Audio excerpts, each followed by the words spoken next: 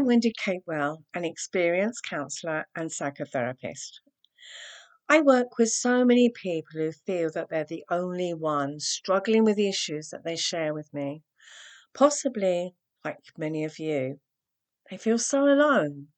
And so the aim of this podcast is to talk to guests who have their own stories to share, their experience of the struggles that they've been through, or maybe they're continuing to live with, offering their insights as well as their inspiring journey. So let me introduce my guest. I'm really delighted today because I've got Furkhan Dandia with me today. He's certainly not from the UK, and he's going to tell us more in a minute.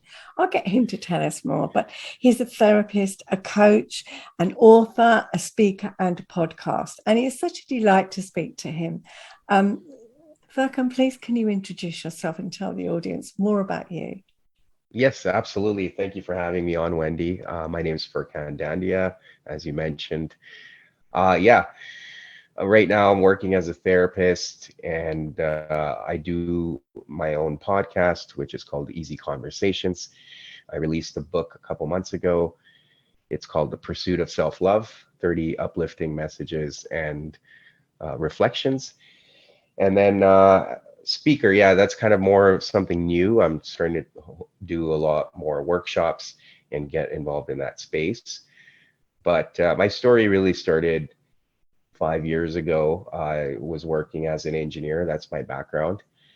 And I went through, well, actually, yeah, went through a divorce, a separation, and um, that was difficult. It Mm, forced me to look inside, look inward. There was times where I was still playing the victim, externalizing a lot of my own healing, jumped into another relationship without doing the work to heal. And then my partner at the time and I, both of our unhealed trauma kept coming up yeah. and we kept projecting it onto each other. So when that relationship ended, that was an opportunity for me to really take accountability because it was like, okay, this is another failed relationship and I can't keep blaming other people for my own healing. So about 2 years ago, I decided to really take some time to go into solitude, as I call it. I mean, I didn't go into the boonies or the woods and hide from everyone. I just took some time to step away from a lot of the socializing I was doing and start reading books, take good care of my health, my sleep. And I started realizing that, okay, this love I've been seeking from other people so I could feel good enough, I could give that to myself. It's always been there. Yeah. So why am I constantly seeking it out in others? And that's kind of the reason why I put this book together, Pursuit of Self-Love, because that's essentially what I went through. And then as part of that work, now that I'm still making mistakes and learning. I've realized that I have this Growing. passion. Yes, yes, this passion and drive to help other men in a similar fashion. It Yeah. doesn't necessarily have to be a divorce, it could be anything, but Mm, ultimately boils down to childhood trauma that we hang on to and we'll either project it or we'll repress our emotions, and that comes out in different ways. So how can I be an advocate for men and talk to them and support them through their own growth? So yeah, that's a little bit of my story. okay, great. Thank you for sharing that. And Yeah. I think I resonated with you when you said you were in victim mode when your relationship broke down, because I can recall so readily that feeling of it was all him. He Hmm. was damaged, and yes, he was. He did have uh, mental health issues. And he'd had a dreadful Hmm. childhood, but it was so. Therefore, it was so easy to say, "Well, yeah, it was you. It was you." Um, and it took me a while to actually start taking responsibility for my part in it. Obviously, long after we parted, but it was, hold on a minute, how did my childhood traumas, my childhood experiences, how did they play into it? Yeah. And that's actually, it's quite empowering when you realize that. It's a little shaming, I felt as well, like, oh, Right. I didn't own that. Um, Hmm. but I think once I started, then I started thinking, well, actually, it's quite empowering because now I can see and now I can start my healing, which was way long overdue. But yeah. Right. Right. Yeah, absolutely. And I think there's, to your point, there's so much agency when you are able to take responsibility for your part. Because a lot of the times people end up thinking, and I used to think like that too, that life is happening to me, Yeah. right? All this stuff is happening to me. Yeah. And then looking back as I started the healing, I realized, no, no, no, no. This was all happening for me. I've just been blind to it. Mm, yeah. So is that the reason that you started your kind of training as a therapist and coach and so on? Was it the divorce that was the trigger, would you say, the break Yes, in the relationship? Yeah. absolutely. Yeah, I mean, for me, there's a lot of shame around the divorce, especially in my culture, which is East Indian. Okay. I mean, there's shame in all cultures. Like I live in Canada, so there's definitely shame there as well. But yeah, there was a lot of shame, and I struggled to talk about it with my friends. Now, that part Mm, of it was my own choice as well, because I internalized that shame. But I did find reprieve in going to see therapists. So I had multiple therapists over the course of 2 or 3 years, just working with different people at different times, like different seasons. There, initially, I needed someone who would just let me rant and just talk. And then over time, as I evolved in that journey, I needed someone who would push back and challenge me. So I kept working with different therapists. And what I realized in that journey was, you know, there's I'm not the only man who's struggling with this. There's men who are struggling with all kinds of things, especially when it comes to relationship failures. yes. So how can I, going back to the whole notion of how can I be an advocate for these men? So seeing the power of therapy in my life, I started studying a little bit of psychology just out of interest, and I loved it. And then in the pandemic, I applied for a master's in psychology and started my program. And now doing my practicum, working as a therapist for a non-for-profit organization, supporting all kinds of families and backgrounds. And I'll be done my practicum at the end of the year, and then I could start practicing full time. So yeah, that's been the journey on that front, and it was really going seeking therapy myself that Mm. allowed me to see the benefits and then hoping to help other men. And then the other thing is the field doesn't have a lot of men in it either. So so I don't know if that's going to help, but I'm sure it will. Yeah, I would agree with you. And I think, well, I've been practicing for 18 years. Yeah. And when I started, there were very few men that would seek help for various reasons, which maybe we'll talk about a little bit in a minute. Yeah. Your thoughts about it, I'd be interested. But even within the profession, it's very female dominated here in England as well. So Hmm. it's interesting that you find the same in Canada. Um, yeah, and I love it when I can talk to more men and I can interview more men. And as part of my work, I do have two supervisors. One is female, but I've actually got a Hmm. male supervisor because I want the male perspective. Hmm. Um, and I think I'm glad that there are more men seeking help, more men speaking up, more men feeling that it's okay, that it's not a weakness. Um, Right. so yeah, but tell me more of your experience. What do you think? Yeah, I think so. I mean, I agree with you. There's a lot of times, and this is more coming from like I facilitate men's groups too. So I've started a men's group here with a friend of mine locally where we live in Calgary, Alberta. And I think the biggest thing I've observed with the men is just having that safe space, right? So these men that come out to the men's group now, whether they go for therapy or not, it's finding an opportunity or a space to be seen and Mhm. heard without judgment. So that's why I say safe. So that in itself is powerful. So I've seen some men come in very shy in the beginning, very closed off because they feel like maybe they're the only ones who are struggling with their, it could be anything, with family, with their spouses, with their children, whatever it may be. We often as men tend to feel like we're the only ones going through it, and Mhm. we have to keep it together because otherwise we'll come across as weak, and men are supposed to, like, protect and provide and all of that. But then when you come to these spaces and you start sharing all our experiences, or we talk about our daily challenges, now on the surface, the challenge itself may come across as different, but deep down, it comes back to the same thing. So by creating this shared space of safety, the men feel seen and heard, Yeah. and they feel like they belong, and they feel like, it takes a load off their shoulder because now they feel like, okay, I'm not the only one that's going through this. There's all these other men going through it, and I can learn from their experience.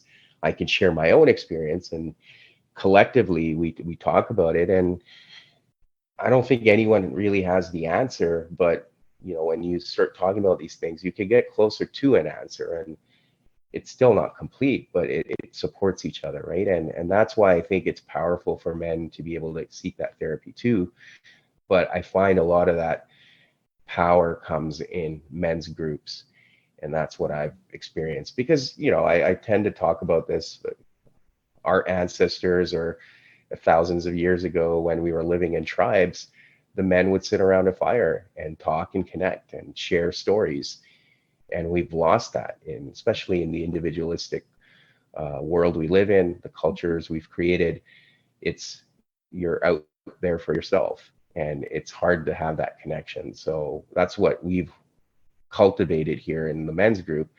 But then also talking about therapy and how beneficial that is, we're hoping that men start opening up, and we're seeing a huge shift. But like I've said in other places where I've been interviewed, the numbers speak for themselves, right? Like the statistics around men who die from suicide is very high. Depending on where you are, typically it's 1 in 4. So how can we collectively work on this and support each other so then men don't feel like they're isolated? Yeah. Yeah, I think that's really interesting. And I think when you talked about men centuries ago, have it being in tribes, I think they still are, but the tribes that they're in are probably not the most helpful, because maybe it's about football, maybe it's a work Yeah, situation, maybe it's drinking or something. And those yeah, kinds of tribes are not ones where you can share. So absolutely. I think I think it's wonderful that you're creating these men's groups, because you're creating safe tribes. Hmm. Yeah, yeah. And I think a place where they can feel, I'm not going to feel shamed. I'm not going to feel judged. I'm not going to be laughed at. I'm not going to be mocked. I'm not going to be told to man up. I think all of that. And I have to say that women are just as guilty of saying those things Hmm. to men, which is horrendous. I Right. recently had a couple I was working with, and she said, "Well, you're not a real bloke. You're not a real man." And I wanted to scream out, said, Hmm. how awful to say to anybody, to a man. What makes a man? Yeah, So I feel embarrassed, really, to be that that women are doing that as well as men to each other. But I yeah, absolutely. yeah. Yeah, I think as a man, being told you're not a real man is tough to hear. Because to your point, what does that even mean? And that's the thing. That's part of the struggle, is men question their manhood when they even open up, as I mentioned earlier, Hmm. because there's that stigma around, well, if I'm a man, I'm supposed to keep it together. I'm not supposed to show my emotions. All of this internal dialogue we've created. But I think the biggest piece I've realized is that vulnerability is so contagious. What I like to say about the men's groups I'm part of, it starts with one. As soon as one man is willing to be vulnerable, it takes the pressure off everyone else. And that's the beauty of these groups. Yeah. Yeah. I think that's amazing, because you say, well, it just takes one man to say, well, that's what I'm going through, or that's how I feel. And I've heard men say that they don't have to, even if they're not sharing their story, just by hearing another man's story, they can feel lighter. Yes. Yeah. Yeah. And like I said, that's definitely something I've observed in the men's groups I'm part of. A lot of the times the men won't feel comfortable opening up, especially for the first few sessions, and then slowly they start warming up. But that's exactly it. Even just them listening to others' stories makes them feel like they belong, that they're not alone. Yeah. Do you think that maybe with the advent there are there's seem to be a lot more one parent families? Do you have any thoughts about what it might be like for a boy to only have a mother's influence? Yeah, I mean, I could see that with my son. And then there's parts of my teenage years where my dad was traveling for work, so I didn't have, and I'm the eldest, so I didn't have that male figure. I think it's really tough, right? When you think about some of the things we've talked about, the tribal perspective, and when you think about boys and the whole concept of rites of passage from boyhood to manhood, I think it's really important to have that male figure. Now, unfortunately, in today's world, what we see is a lot of men are also carrying around a lot of trauma, and they're unhealed, so they're not being the best role models for their children or their sons. So that is a separate challenge.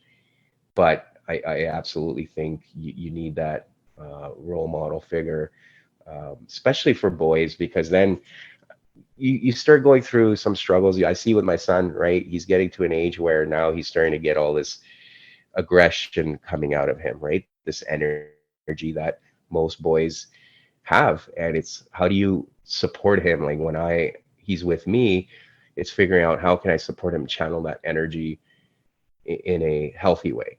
Yeah. Right. So not trying to like shame him for that aggression coming out, especially when we're playing sports.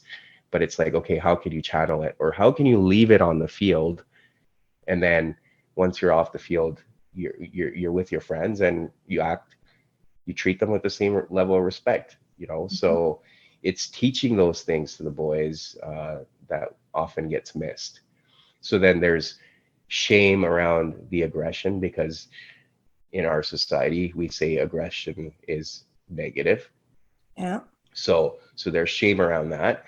But then even if they are releasing that aggression, how can you channel that after the fact, that okay, that's just one part of me, now I have to get off the field and realize that okay, I still have to maintain relationships and I still have to show respect. So I don't know if that answers your question, but that's just one example, and something I've recently seen in my son as he's growing older, that he's trying to figure it out as well. And how can I be a guide rather than shaming him, and supporting him through that process. Yeah.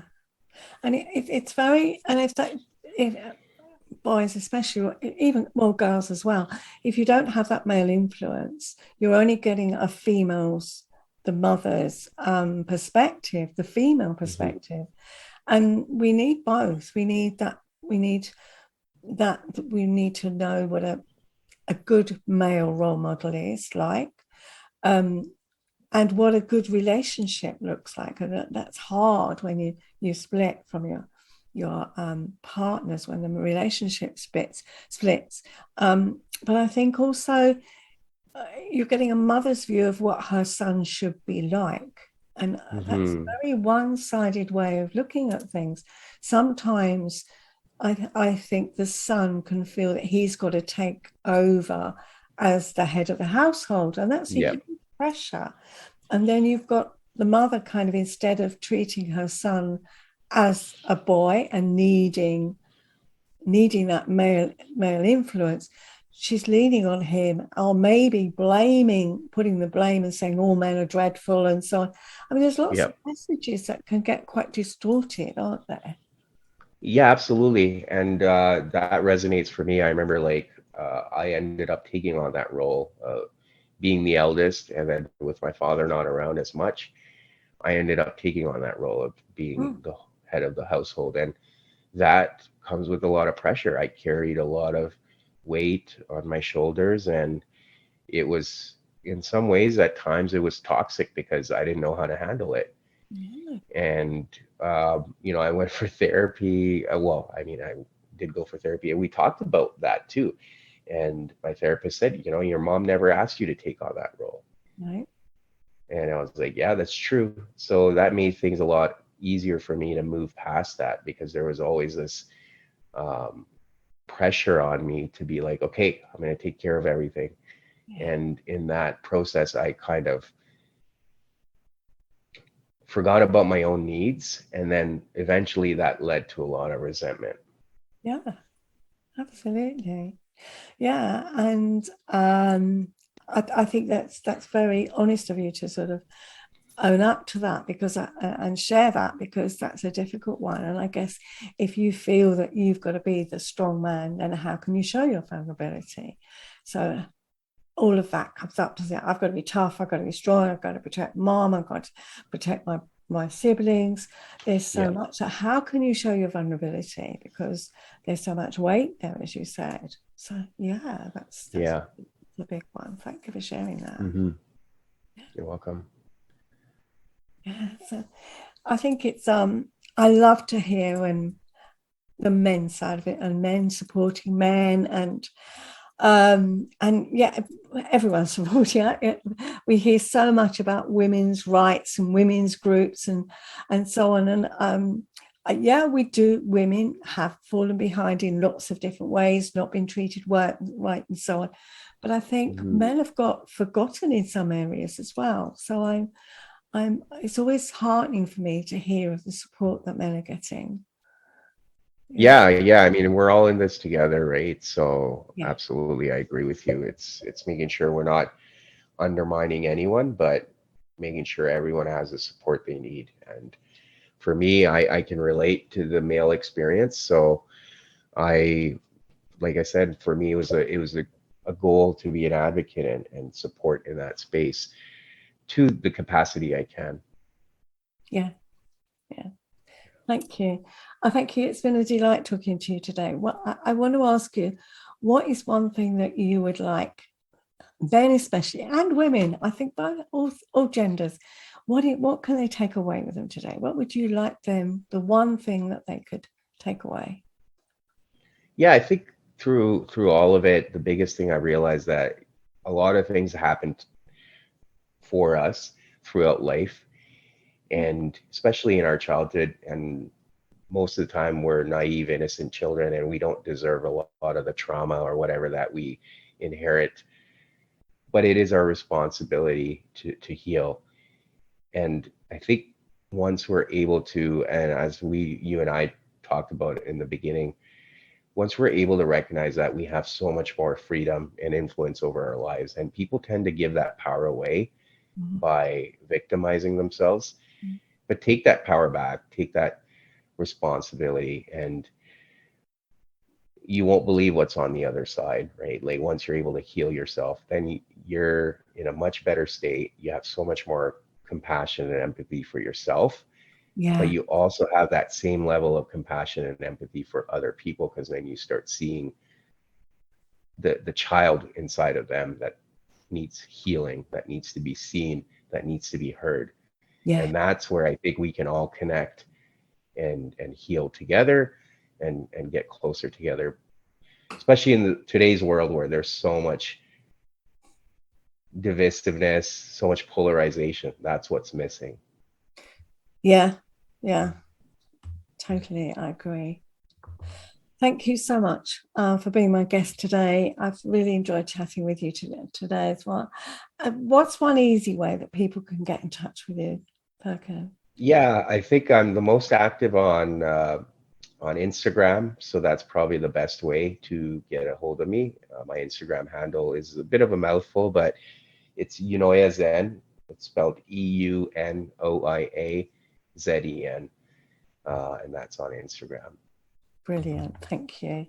Thank you. I'll put all your details in the show notes, but it's just a nice way that people, an easy way that people can find you. I love Yeah. following you on Instagram. You have some great posts on there. So it's been lovely to connect with you. So thank you.